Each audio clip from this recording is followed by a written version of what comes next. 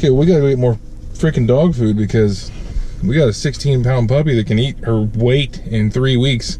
All right, pup. Puppy food, puppy food, puppy food. What flavor do you want? This is the one we got last time.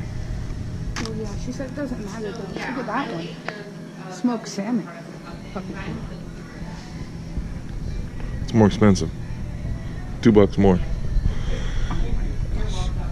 I'm just saying, grain-free diet though.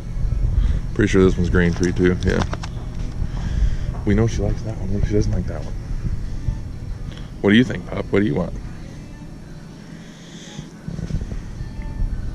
I think she'll eat anything. But so grab one. Which one do you want me to get? I don't care. Is this puppy food too? Yeah. Should we just get the giant bag? If you want. $45. Okay, well, how big is this one? This one's 15 pounds. This one is 30 pounds. So this way you're paying $50 for the same amount. So you're getting it for a few dollars cheaper. Then grab it. Okay. So, Puppy's gonna break the bank. We ain't got dog food, now we're gonna go get lunch. Go get our food. Woohoo! My freaking diet this week, Monday and Tuesday and Wednesday was good. Thursday and yesterday, diet was not good. This morning I got up and just had oatmeal. Didn't put anything in it, just oatmeal. Boiled it. That was breakfast. We're gonna have lunch, and my wife wants well, it was my idea. Probably shouldn't have said it, but we're gonna go have, I don't know how big Mucho Gusto is, but we're gonna get a burrito from Mucho Gusto for lunch. So we're done being adults for the day. We got all our shopping done, all that fun crap. And really? Holy crap. And the plan, you know, because the diet and exercising, I mean, I was exercising, but not like I should have been. I was going to work out today, but Southern Oregon's full of forest fires right now. So, I mean, I don't know how much you guys are going to be able to see, but that's not clouds. That is, I mean, the sun is over there. That's not clouds. It's all smoke.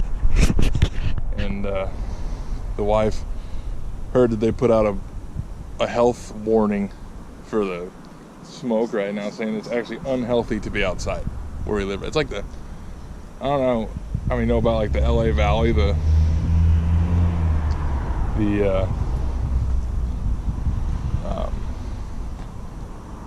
like the quarries and stuff like that down in LA where you can't even see through the smog. That's what it looks like here. I mean, like, it's been like this for a few days now, and I feel sick because my throat hurts so bad from all the smoke.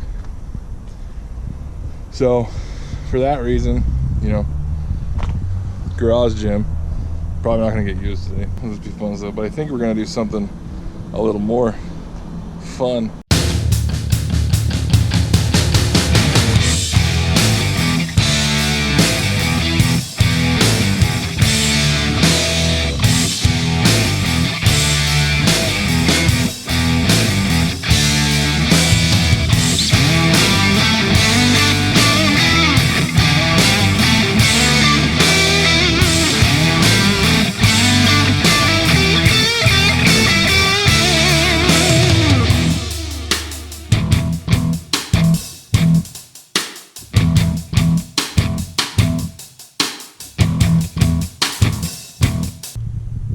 So it's a 2000 GMC Sierra, 6-inch lift, 35s, 20-inch wheels, XD wheels. I don't remember model number or any of that.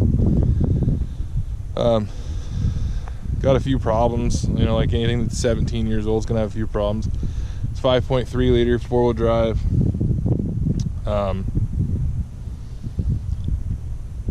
You know, the thing about it is, you know, everybody's gone to diesel these days, and I would personally, you know, I would like to have a diesel, but I already have this truck. You know, it's paid for. I don't owe anybody any money for it. It costs me like $35 a month in insurance, you know, stuff like that. And compared to buying, you know, a $25,000 vehicle, that pays for a lot of gas, even at 11.5 miles a gallon. So I'm gonna go ahead and keep this thing, make it what I want. You know, it's, you know, obviously you can see extended cab, short bed. I love it. It's a great truck. Leather interior, heated seats.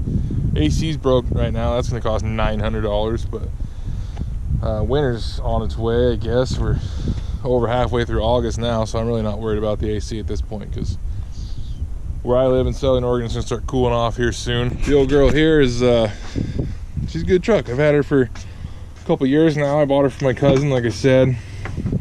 Leather seats. You know, it needs a few things, like right here, the, you know, seat's kind of coming apart a little bit. That screw's just coming out. Just put that screw back in and be fine. So needs new. You can see over there, this thing fell off. This little speaker cover fell off the door over there. It needs new speakers bad. Stereo's fine.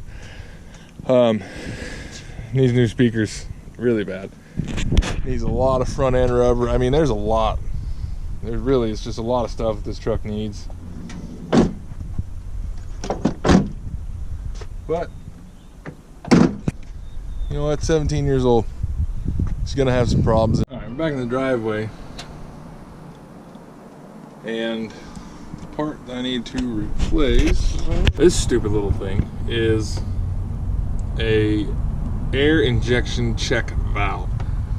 All this thing does is restricts the limit of exhaust gases that is recirculating through the engine. That's what emissions does. It's just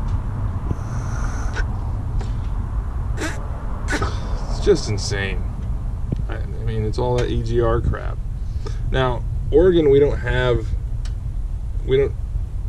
they don't do inspections in Oregon, like, you know, the East Coast, New York, Pennsylvania, stuff like that. They have inspections. They have, you know, the sticker in the windshield and all that stuff. Now, in Oregon, California does inspections, I believe, too. But in Oregon, we have to pass something called smog, and all that really does is make sure that your engine is not putting out more carbon monoxide than it's supposed to. Like I said, so what the code for this is a P1415. So if you get that code, it's this thing. It's air injection check valve. It'll say bank 1 or bank 2. Bank 1's driver, bank 2's passenger. Pretty simple stuff. Obviously, you need like a scan tool to be able to diagnose this type of thing. But so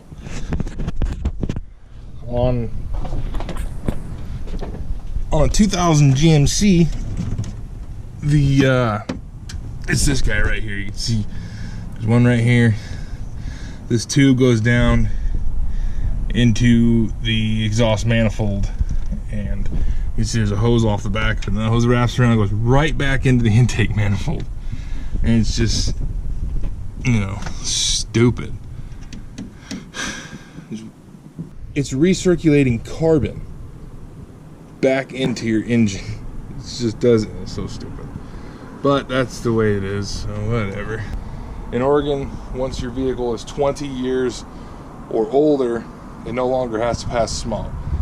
So this pickup's going to become really fun when it doesn't have to pass smog anymore. It's a 5.3 liter Vortec, and I don't know if y'all know who Big Chief is from Street Outlaws, but he put heads and a cam. I think he did cam.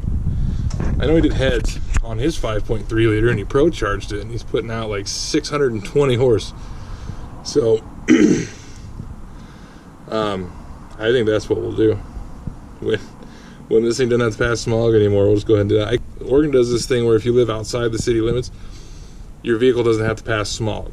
So technically I could register this thing to my grandparents' house and tear all the smog off the stuff right now. But so the things that I've already done to this pickup, I guess, I've replaced one of these stupid air injection things. Yeah, I did a throttle position sensor. I did the relay for the the actual air injection system, put a new relay on that. I did new pitman arm, new idler arm. The whole front end of this pickup needs to be rebuilt. I don't know when I'm gonna be able to do that, but hopefully. Probably won't be able to do that before winter, which is gonna suck. I need new tires. That's the biggest reason I can't do that. When you're, you know, the tires that are on it now are Toyo Open Country MTs, and the size that they're in, for that size, they're $400 a tire, like $394 a tire, something stupid like that. So I probably won't be buying those. I said it a bunch of times, I just moved into a new house. The worst part about having just moved into a new house is that I have no idea where anything is. And, you know, most of my garage is a gym at this point. It's full of weights and stuff. My weight rack, you guys have all seen all that stuff. But I have no penetrating oil of any kind. None. No, I don't even have WD, and that stuff just, that's everywhere. Right here, these are some 1/2-inch nuts right here on some studs. They're on the exhaust manifold. When I did bank 2,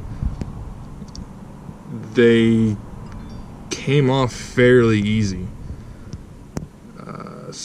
I have a feeling that this side's not gonna come off so fairly easy. Here it is. No broken studs. They ended up breaking loose pretty easy, and I didn't break the studs. Nuts came off of them pretty easy. So the way it works is this end right here actually is what bolts to your exhaust manifold. And there's some studs that go through those holes, and then some nuts that hold them down. And you know, most of the time, with my experience, anytime you're taking a nut or a bolt off of your exhaust manifolds, break them every time. Just because metal doesn't like to get hot and then get cold, and then get hot and then get cold. Doing that back and forth, it just welds stuff together, and you end up breaking stuff. I broke plenty of exhaust manifold bolts, you know, for that reason. You know, you put them into the side of the head, especially if you put them in the side of the head. If the bolt's holding the exhaust manifold down, blow those things out every time. Don't ever put an air gun on those things, because you will break them. But so now what I got to do is I have to remove this, get the new one. There's a new one. You can see here. This has to be removed from this. I have one adjustable wrench, and I don't think. See, I think the last time I did this, I used an air compressor, but that was at the last house, and that guy, I could probably go use his air compressor if I wanted to, but I don't know, it's all the way across town, and I'm lazy. If I spend too much time trying to get this thing off manually, then I'll go use his air compressor, but I'll try to do it manually first. There's an idea. To make it as dangerous as possible. Oh, it's just stack crap everywhere, so nothing goes the way that you want to.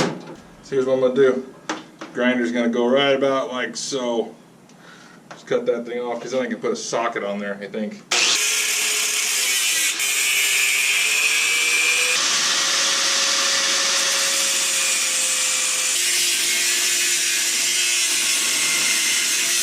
Wonder how bad that dust is for me. Make my babies born naked or something? Smokes, I freaking did it. No air compressor required. I think we're gonna, yeah, I think I'm gonna, oh my gosh, the sweat. I think I'm gonna clean these threads up a little bit before I put it back in. I kind of bent the tube. You can probably tell, it's a little bent. Oh well, it'll be fine. Just recirculating carbon into the engine. Freaking ridiculous. I need to find like a brand new vehicle and see if they still do crap like this, because I've never looked at one. Something brand, like I'm talking like 2018. See if, well shoot, somebody owns one. Do they still do this crap in brand new vehicle, or have they figured out a better way to get rid of emissions? You know, and don't tell me a Prius or a freaking something stupid like that. Okay, let's do a little recap here. So your service engine light comes on in your 2000 GMC Sierra. You go down to O'Reilly's or whatever, maybe you have your own scan tool, and it comes up with air injection check valve bank 1. That is the check valve on the driver's side of your GMC, and be the same for, you know, Sierra, 1500, 2500, 3500, whatever, Denali, all that stuff. It'll be all the same on all those things. What that is this valve right here.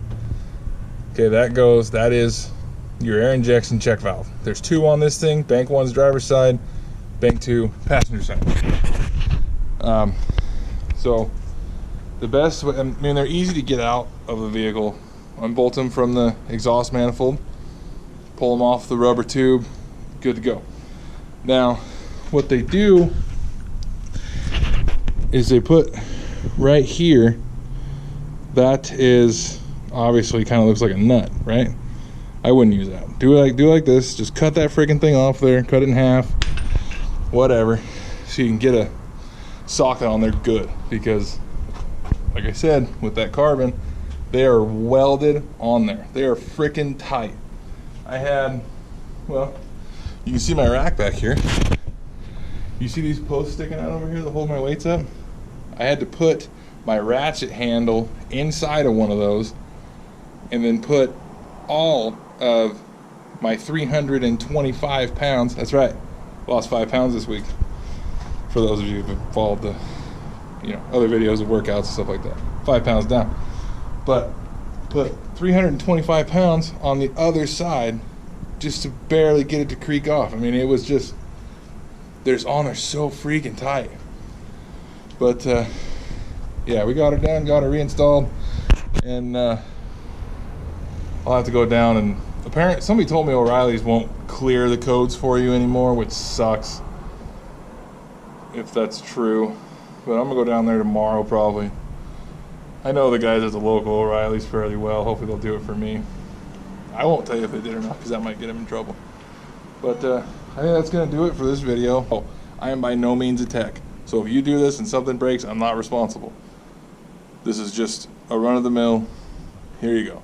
So if you enjoyed the video, give me a like, hit that subscribe button, and we'll see you next time.